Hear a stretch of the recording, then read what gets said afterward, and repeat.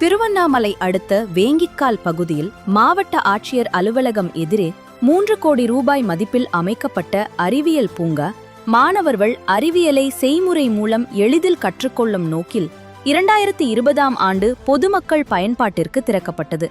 இயற்பியல், ஒளியியல், வானியல் உள்ளிட்ட பல்வேறு அறிவியல் கோட்பாடுகளை விளக்கும் செயல்விளக்க கருவிகள் அமைக்கப்பட்டதால் தொடக்கத்தில் மாணவர்கள், ஆசிரியர்கள், பொதுமக்கள் மற்றும் சுற்றுலா பயணிகளின் வரவேற்பை பெற்றது. ஆனால் போதிய பராமரிப்பு இல்லாததால் தற்போது பல அறிவியல் கருவிகள் பழுதடைந்து செயலிழந்துள்ளன. சில கருவிகளின் உதிரி பாகங்கள் காணாமல் போயுள்ளன. தகவல் பலகைகள் சேதமடைந்துள்ளதுடன் வளாகம் முழுவதும் புதர்கள் வளர்ந்து நடைபாதைகள் உள்ளிட்டவை பராமரிப்பின்றி காணப்படுகின்றன.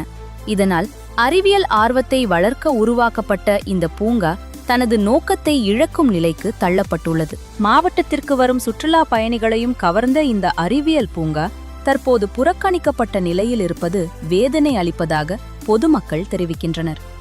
ரூபாய் 3 கோடி மதிப்பில் பொதுமக்களின் வரிப்பணத்தில் உருவாக்கப்பட்ட இந்த பூங்காவை உடனடியாக சீரமைத்து அறிவியல் கருவிகளை மீண்டும் செயல்பாட்டுக்கு கொண்டு வந்து மாணவர்களும் பொதுமக்களும் பயனடையும் வகையில் முழுமையாக பராமரிக்க வேண்டும் என பொதுமக்கள், கல்வியாளர்கள் மற்றும் சமூக ஆர்வலர்கள் வலியுறுத்தியுள்ளனர்.